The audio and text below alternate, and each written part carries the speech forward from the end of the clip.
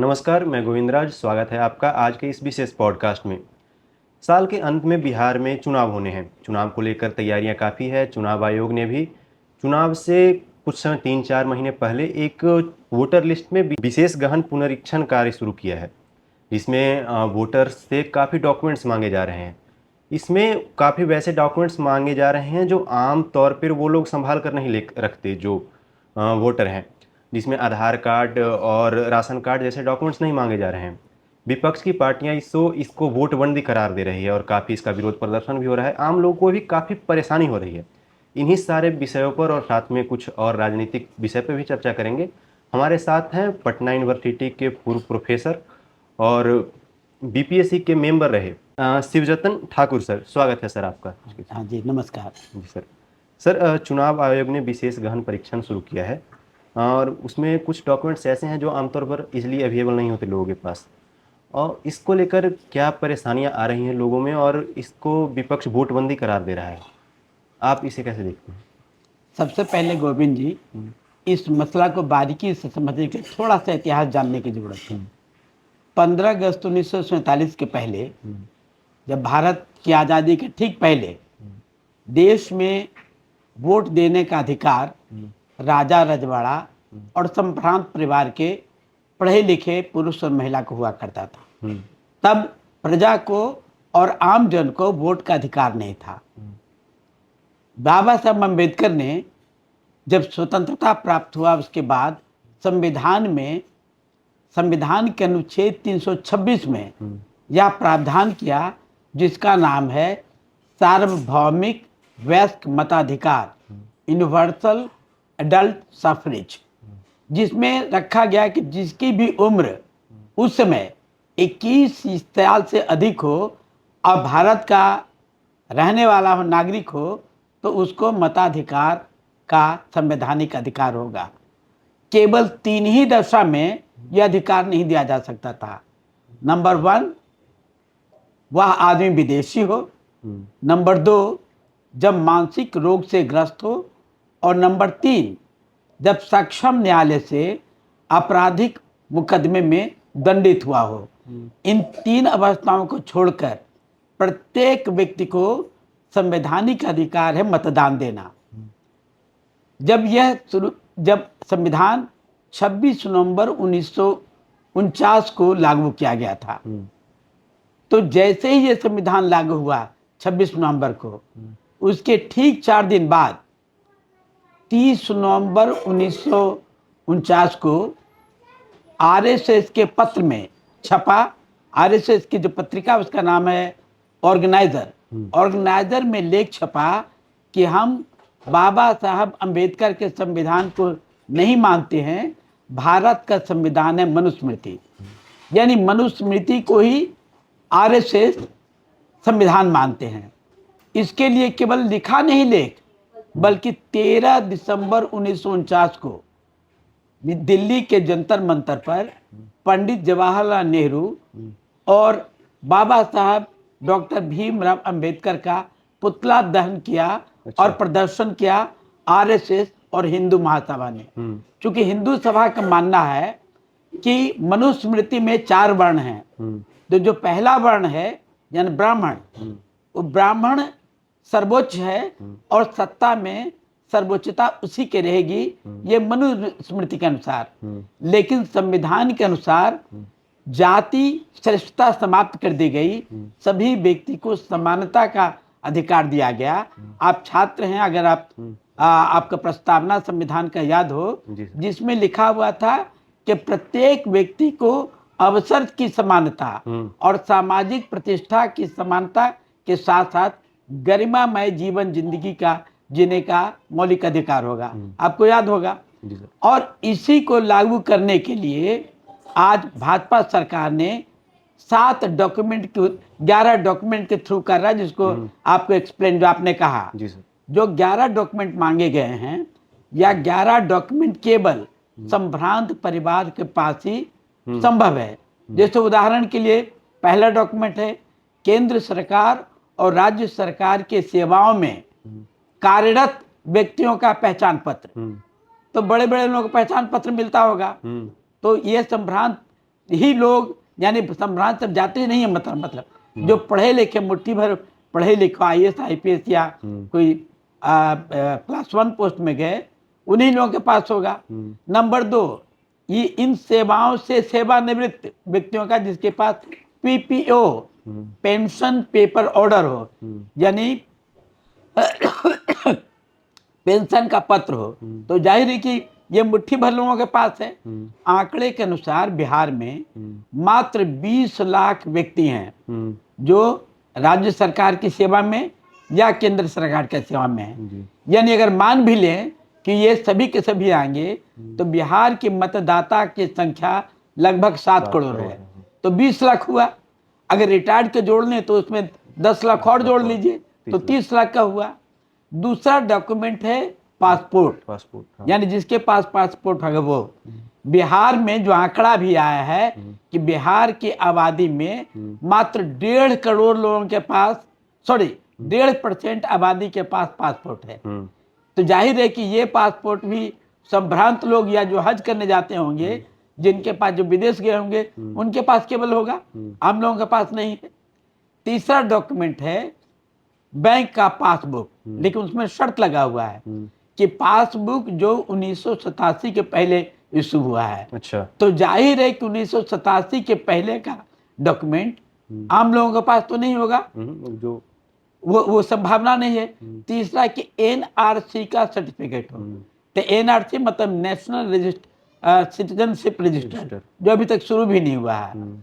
और अंतिम डॉक्यूमेंट है उसका कि वंशावली प्रपत्र, यानी जो जमींदार हैं, सामंत वर्ग के लोग हैं, जब उनका जमीन का बंटवारा होता है तो सारे भाइयों का वंशावली बनता है, यानी वो भी मुट्ठी भर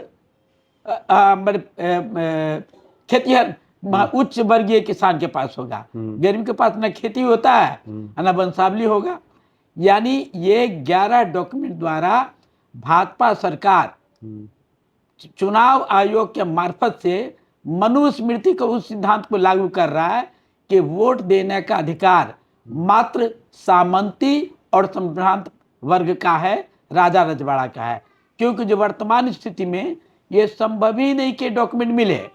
और सबसे महत्वपूर्ण बात है कि 11 डॉक्यूमेंट में क्लियर कट लिखा हुआ है कि केंद्र सरकार से निर्गत कोई पत्र या कोई डॉक्यूमेंट, तो आप जानते हैं कि आधार कार्ड भारत सरकार द्वारा, जो unique identity authority of India Bharat सरकार की इकाई है, इसने इशू किया है।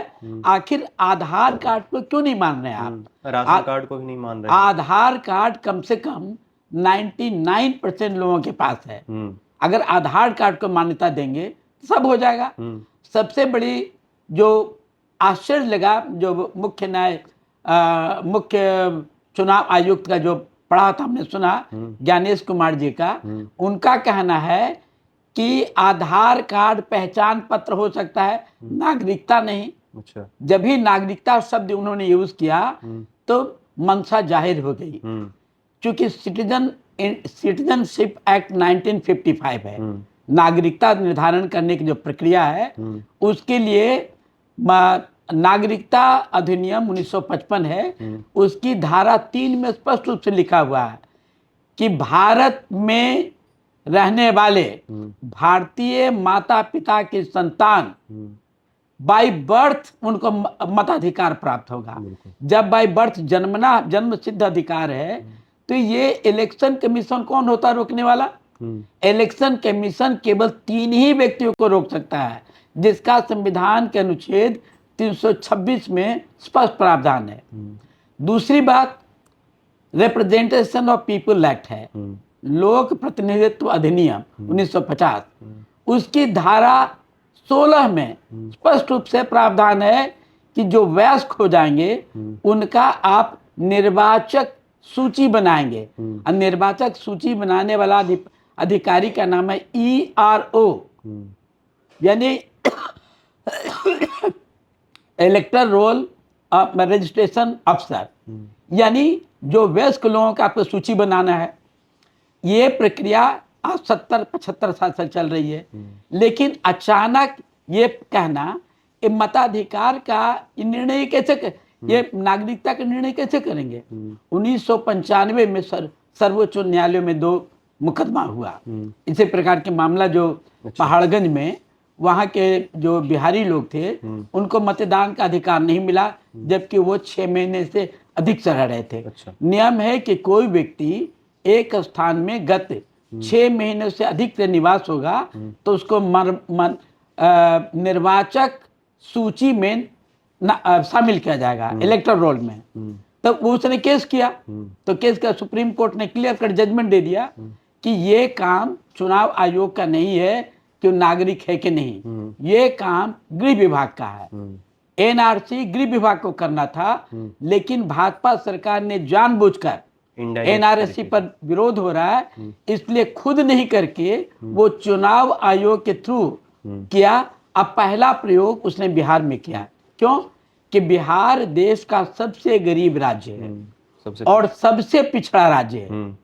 ये सबसे पिछड़ा है जी सर। बिहार का जो औसत आमदनी है, मान इनकम, एक औसत इनकम है, यानी वह है 54,111 रुपया, जबकि राष्ट्रीय औसत है 1,85,000 रुपया। आप सोच सकते हैं कितना गरीब है। यानी बिहार का 50% आबादी गरीबी के नीचे है। उनके पास न ये डॉक्यूमेंट होगा। आधार कार्ड तो सबको है, क्योंकि मनरेगा में भी आधार कार्ड मांगता है, ट्रेन टिकट में भी आधार कार्ड मांगता है, हर जगह बैंक अकाउंट खोले तब आधार कार्ड मांगता है। आधार कार्ड कम से कम 99% लोगों के पास होगा। और पिछले जितने भी सरकारी काम थे उसमें आधार कार्ड ही मांगा जाता था। और ये वैलिड भी है। Unique department authority of India, ये यूनिक आइडेंटिटी कार्ड, ये सबसे बड़ा वैज्ञानिक रूप से है। यानी आधार कार्ड लेने के आधार कार्ड के लिए आपको फिंगरप्रिंट चाहिए और आइरिस का फोटो लेते हैं, आपका उसमें रिकॉर्डेड है। इससे बड़ा पहचान क्या होगा। अब इसको नहीं करके चुनाव आयोग को नागरिकता डिसाइड करने का कहां से अधिकार मिल गया। ये तो गृह विभाग का चीज है। इसलिए हमारा स्पष्ट मान्यता है कि भाजपा मनुस्मृति को स्वयं नहीं, चुनाव आयोग के माध्यम से बिहार में प्रयोग करना चाहता है, ये जानते हुए कि यहाँ के 50% आबादी गरीबी रेखा के नीचे हैं, अशिक्षित हैं, अनपढ़ हैं, इसलिए वो समझ नहीं पाएंगे। इसकी सबसे बड़ी चाल आप इसे समझ लीजिए। कल अखबारों में छपा था, चीफ इलेक्टोरल अफसर बिहार, इनका कल बयान छपा था, एडवर्टाइजमेंट छपा है कि जिनके पास डॉक्यूमेंट नहीं है वो चिंता नहीं करें, वो इलेक्टोरल जो गणना प्रपत्र है वो बिना डॉक्यूमेंट को आप जमा कर दें। सारे जितने अति पिछड़ा दलित और बैकवर्ड के आदमी बहुत खुश, सोचा अब बहुत खुश, समझ रहे हैं कि हमको तो बिना डॉक्यूमेंट का हो गया।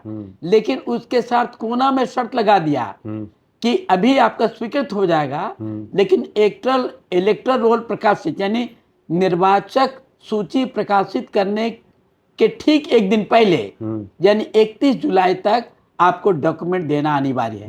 जब डॉक्यूमेंट अनिवार्य है तो ये कौन सा नाटक, बिना डॉक्यूमेंट का आप क्यों एक्सेप्ट कर रहे हैं। अगर मान लीजिए ठीक है, पर 26 जुलाई तक हमने डॉक्यूमेंट दिया, ये 26 जुलाई तक प्रपत्र भर दिया और 28-30 जुलाई को जाकर के हमने डॉक्यूमेंट दिया, तो डॉक्यूमेंट मेरे ही पेपर में लगेगा, ये कैसे कोई सुनिश्चित करेगा। तो ये स्पष्ट रूप से भाजपा सरकार की साजिश है कि भारत के 85% बहुसंख्यक समाज को मताधिकार, जो संविधान प्रदत्त उनका जन्म सिद्ध अधिकार है, उससे वंचित करना, जो बिल्कुल ही गलत है, अवैधानिक है। सर, बिहार के 4 करोड़ से ज़्यादा लोग दूसरे राज्य में काम करते हैं, प्रवासी हैं, और इतने कम समय में संभव नहीं है कि वो आकर अपनी नागरिकता सिद्ध करें चुनाव आयोग को। तो सवाल ऐसे उठ रहा है कि क्या वो अपने ही राज्य में रिफ्यूजी बन जाएंगे, वो आएंगे तो एक उनके पास वोटिंग का अधिकार ही नहीं रहेगा। बिल्कुल सही बात कह रहे हैं। बिहार में जो लेबर ऑर्गेनाइजेशन के रिपोर्ट के अनुसार 3 करोड़ लोग प्रवासी मजदूर हैं। प्रवासी मतलब बिहार, हिंदुस्तान के कोने कोने में तो मजदूरी कर ही रहे हैं, कहीं ठेला चला रहे हैं, कहीं खेतिहर मजदूर हैं, कहीं किसान में लेबर हैं। इसके अलावा जो मिडिल ईस्ट में ये लोग जाकर काम कर रहे हैं। अगर बिहार वाले आ भी जाएं तो जो अरब कंट्री में गए हैं वो कैसे आ पाएंगे?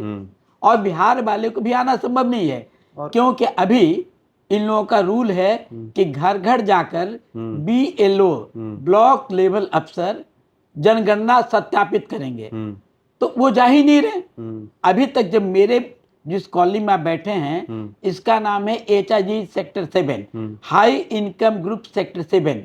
जब इस एलिट कॉलोनी में आज तक कोई BLO नहीं आया तो गरीब के कॉलोनी में कैसे चला जाएगा? तो ये संभव नहीं है।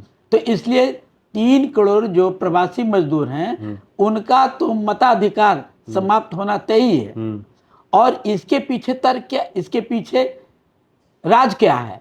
अगर एक बार मताधिकार सूची से बाहर हो जाएंगे तो कल जो 81 करोड़ लोगों को एक राशन दिया जाता केंद्र सरकार की ओर से, राष्ट्रीय सुरक्षा खाद्य अधिनियम के अंतर्गत देश के 81 करोड़ लोगों को राशन वितरण प्रणाली से 5 किलो अनाज दिया जाता है। कल वो भी उनका छिन जाएगा।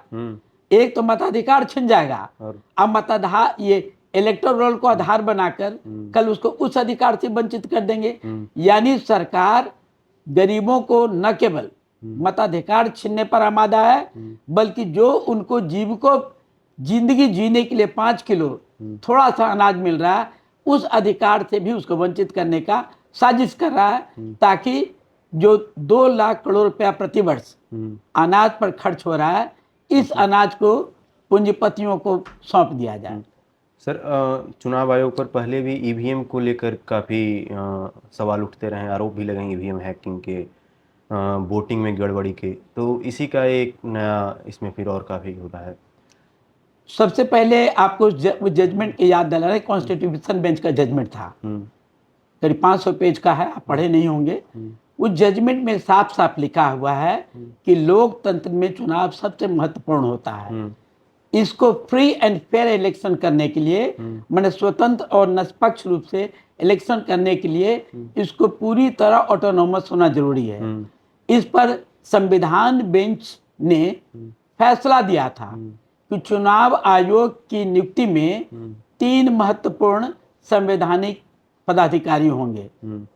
नंबर 1 प्रधानमंत्री, नंबर 2 प्रतिपक्ष के नेता और number 3 chief justice of India.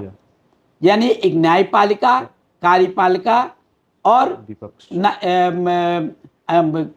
विधायिका के प्रधान मिल करके चुनेंगे।